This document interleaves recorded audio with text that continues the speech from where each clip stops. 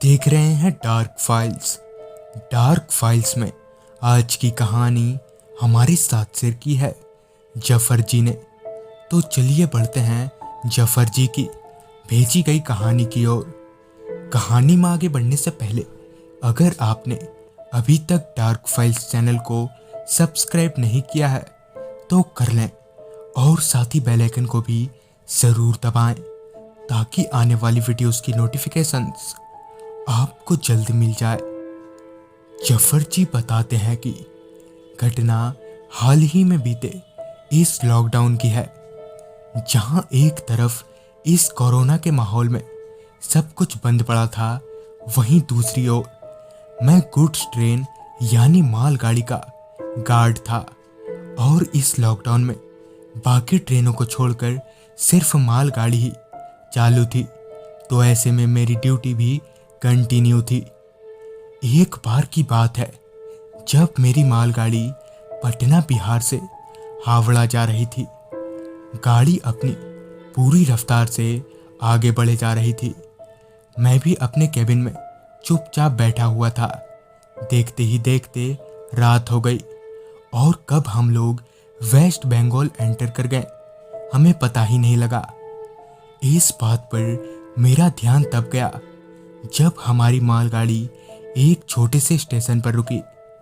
मैंने अपने केबिन से बाहर निकलकर देखा तो वो एक काफ़ी छोटा स्टेशन था जिसका नाम काली पहाड़ी था। लिहाजन मैंने घड़ी देखी तो वक्त हो रहा था रात के 2:30 बजे का। तालाबंदी की वजह से स्टेशन इतना सुनसान था कि सिवाय मेरे उस पूरे प्लेटफॉर्म पर कोई परिंदा भी नहीं था, जिस वजह से डर के मारे मेरी थोड़ी हिम्मत सी टूट रही थी। मैंने अभी अपनी पानी की बोतल में से एक घूंट पानी पिया ही था कि तभी एक औरत मेरे केबिन के पास आई जिसके गोद में एक बच्चा था। इस लॉकडाउन के वक्त मुझे उस औरत को देखकर काफ़ी हैरानी हुई कि भला ये औरत इतनी रात गए यहाँ कर क्या रही है। मैं अभी उस औरत को हैरानी भरी नज़रों से देख ही रहा था कि तभी उस औरत ने बोला, भैया जी जरा आप आगे तक छोड़ देंगे मुझे, मेरा घर इधर ही है। जिस पर मैंने पहले तो उसे ये बोलकर टाल दिया कि ट्रेन कहीं और जाएगी।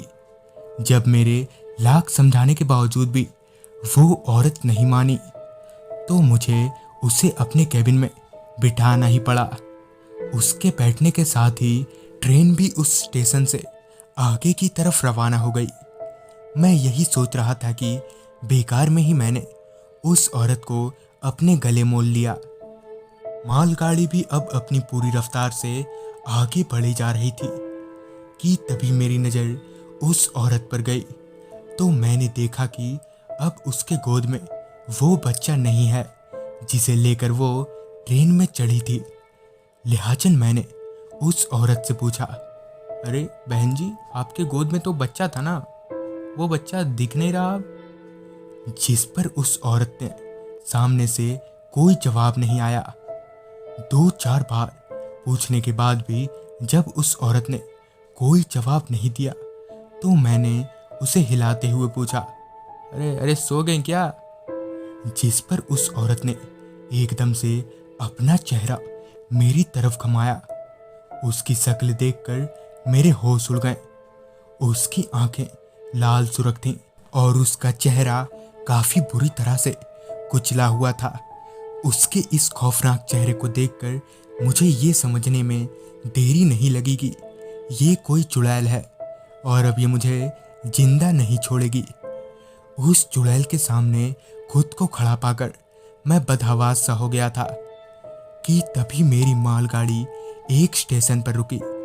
लिहाजन मैं बिना वक्त गवाए अपने केबिन से भागकर प्लेटफॉर्म पर गया, जहां मुझे 2-4 लोग दिखे जिनको मैंने पूरी आपबीती बताई।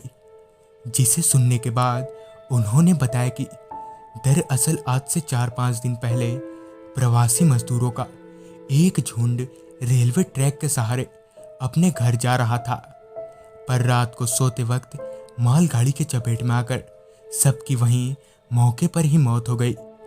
मरने वालों में से एक औरत और उसका 3 साल का बेटा भी था और शायद उसी की आत्मा आपको दिखी थी। तो दोस्तों, ये थी जफर जी की भेजी गई कहानी। अगर आपके पास भी ऐसी कोई कहानियां हैं तो हमारे साथ जरूर शेयर करें और देखते रहें डार्क फाइल्स।